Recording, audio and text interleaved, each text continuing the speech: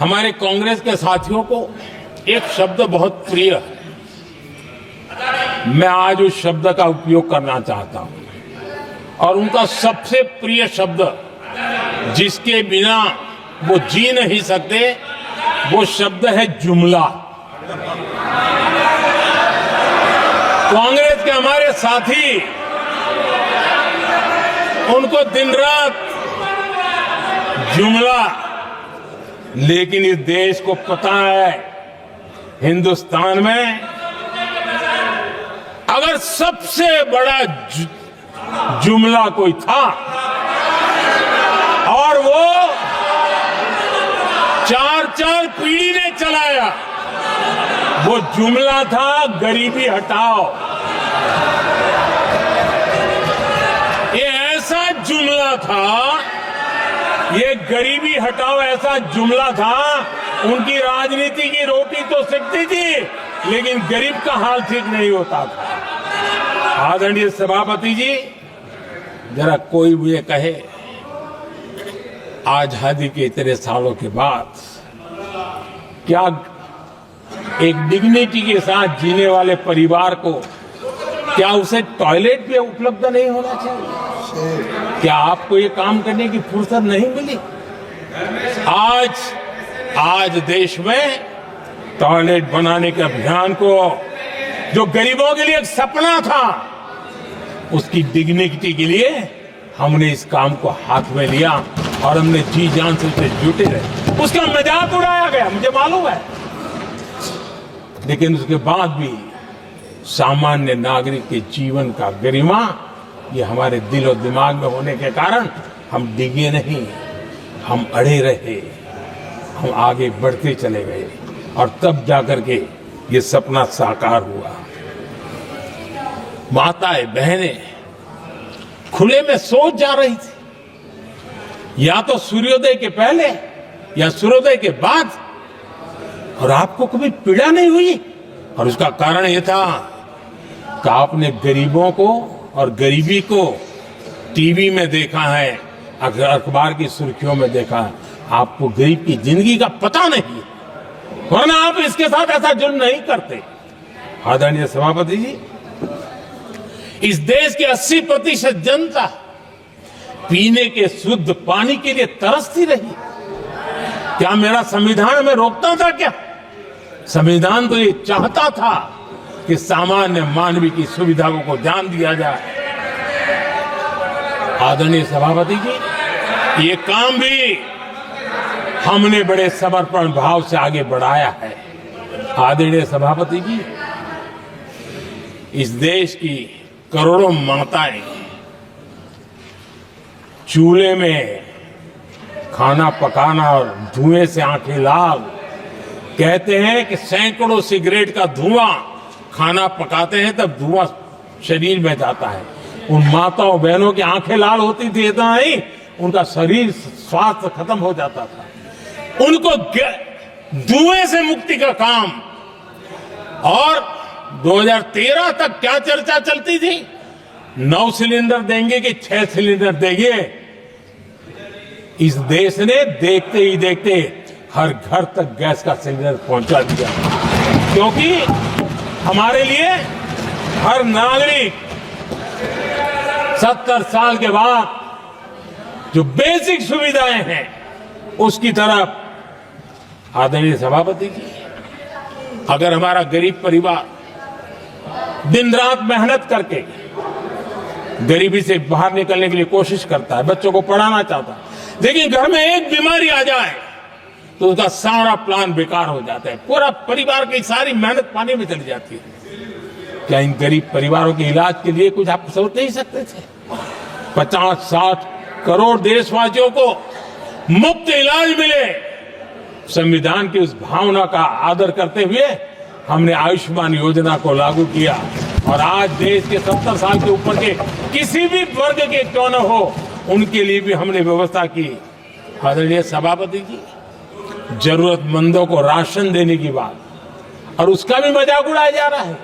जब हम कहते हैं कि 25 करोड़ लोग गरीबी को परास्त करने में सफल हुए, तो फिर हमें सवाल पूछा जाता है कि आप गरीब को राशन फ्री क्यों देते हो?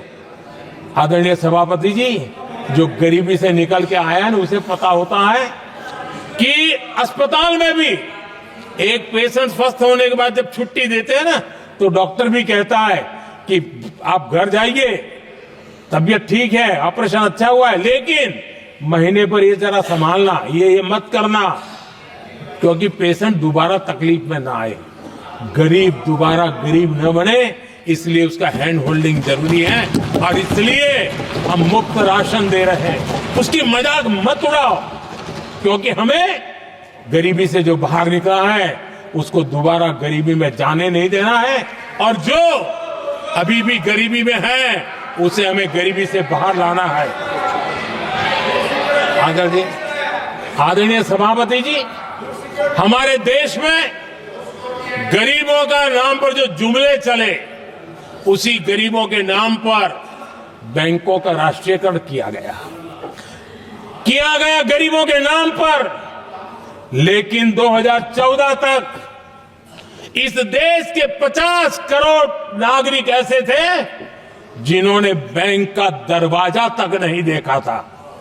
आदरणीय सभापति जी, गरीब को बैंक में प्रवेश तक नहीं था, ये पाप आपने किया। और आज 50 करोड़ गरीबों के बैंक खाते खोल करके हमने बैंक के दरवाजे गरीबों के लिए खोल दिए।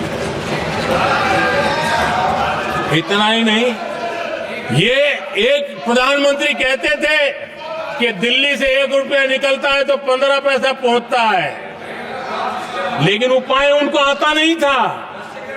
उपाय हमने दिखाया। आज दिल्ली से 1 रुपया निकलता है, 100 के 100 पैसे गरीब के खाते में जमा होते हैं।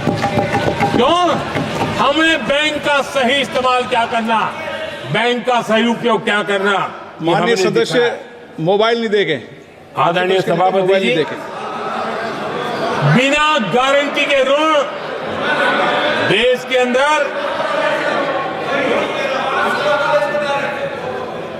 जिन लोगों को बैंक के दरवाजे तक जाने की इजाजत नहीं थी, आज स्थापित सरकार का संविधान के प्रति जो समर्पण है ना, आज बिना गारंटी वो बैंक से लोन ले सकता है। ये ताकत हमने गरीब को दी है। आदरणीय सभापति जी, गरीबी हटाओ का जुमला इसी के कारण जुमला बनकर के रह गया। गरीब को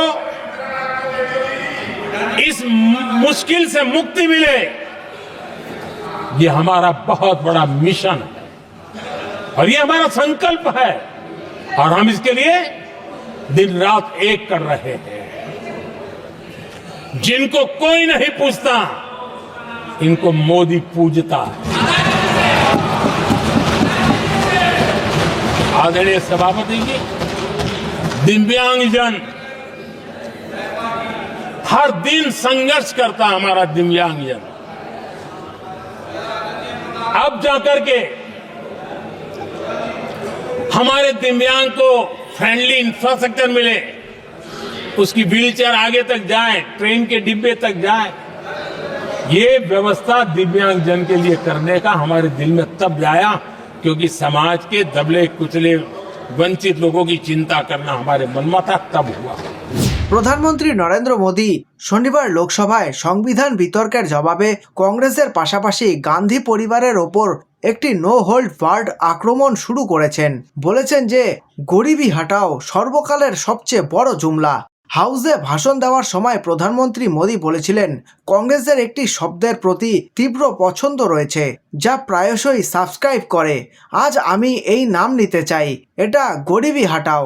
এটি কংগ্রেস সরকারের সবচেয়ে দীর্ঘস্থায়ী জুমলা। প্রধানমন্ত্রী মোদী বলেছিলেন যে কংগ্রেস সদস্যরা এবং তাদের পরিবারগুলি দীর্ঘ 40 বছর ধরে গরিবি হাটাও বক্তৃতা অবলম্বন করেছে, কিন্তু এই স্লোগানটিকে বাস্তবে পরিণত করার জন্য কিছুই করেনি। স্লোগানটি কেবল দলের জন্য কাজ করেছে এবং তাই কংগ্রেস পরিবারের সবচেয়ে দীর্ঘস্থায়ী জুমলা। উল্লেখযোগ্যভাবে গরিবি হাটাও ছিল ইন্দিরা গান্ধীর নির্বাচনী প্রচারের বৈশিষ্ট্য এবং তার জন্য অভূতপূর্ণ ফলাফল এনেছিল। অন্যদিকে কংগ্রেস প্রধানমন্ত্রী মোদী নেতৃত্বাধীন সরকারের নির্বাচনী প্রতিশ্রুতির মোকাবিলা করতে জুমলা তৈরি করেছে, মিথ্যা প্রতিশ্রুতি দিয়ে জনগণকে বোকা বানানোর অভিযোগ করেছে। প্রধানমন্ত্রী মোদী সংবিধান বিতর্কের সময় কংগ্রেসের জুমলা জিব নিয়ে টেবিল ঘুরিয়ে দিয়ে তার সরকারের উন্নয়নমূলক উদ্যোগ এবং কংগ্রেস সরকারের অধীনে ফাঁপা মডেলের মধ্যে একটি সমান্তরাল আঁকেন। স্বাধীনতার ৭৫ বছর পরও দেশবাসী টয়লেট, স্যানিটেশন ও বিশুদ্ধ পানীয় জল থেকে বঞ্চিত রয়েছে। ২০১৪ সাল পর্যন্ত নারীরা কেবল রাতেই প্রাকৃতিক ডাকে যেতে পারত। ৭ দশক ধরে তারা অসহায়ত্বের মধ্যে জীবনযাপন করতে থাকে। ৭ দশক ধরে মানুষের কাছে পানীয় জল, এলপিজি সিলিন্ডার বা ব্যাংকিং অ্যাকাউন্টের অ্যাক্সেস ছিল না। আজ দরিদ্র ও প্রান্তিকদের মূল স্রোতে নিয়ে আসা হয়েছে। দরিদ্র ও প্রান্তিক জনগোষ্ঠী যারা ব্যাংকের দুয়ারে দুয়ারে থেমেছিল, তারা এখন ব্যাংক অ্যাকাউন্টে অ্যাক্সেস পেয়েছে। আজ ৫০ কোটিরও বেশি জনধন ব্যাংক অ্যাকাউন্ট রয়েছে, তিনি উল্লেখ করেছেন। প্রধানমন্ত্রী ট্রেজারি বেঞ্চ থেকে উল্লাস প্রকাশ করে বলেছিলেন, দিব্যাং, রাস্তার বিক্রেতা এবং বিশ্বকর্মাদের জন্য পদক্ষেপগুলিকে আরও হাইলাইট করে। প্রধানমন্ত্রী মোদী বলেছেন, স্বাধীনতার পর ৭ দশক ধরে দিব্যাং লোকেরা অবহেলিত এবং অবহেলিত হয়ে রয়েছেন। আগে ব্রেইল পদ্ধতি ছিল, তবে এটি প্রতিটি রাজ্যে আলাদা ছিল। আমরা তাদের উন্নতির জন্য একটি সাধারণ ভাষা কিনেছি। আজ তারা খুবই স্বস্তি পেয়েছে। প্রধানমন্ত্রী স্বনিধি যোজনা রাস্তা বিক্রেতাদের অনেক উপকৃত করেছে। আজ তারা অর্থ ঋণদাতাদের দয়ায় নয়, বরং মর্যাদার জীবনযাপন করছে, বলেন প্রধানমন্ত্রী নরেন্দ্র মোদী।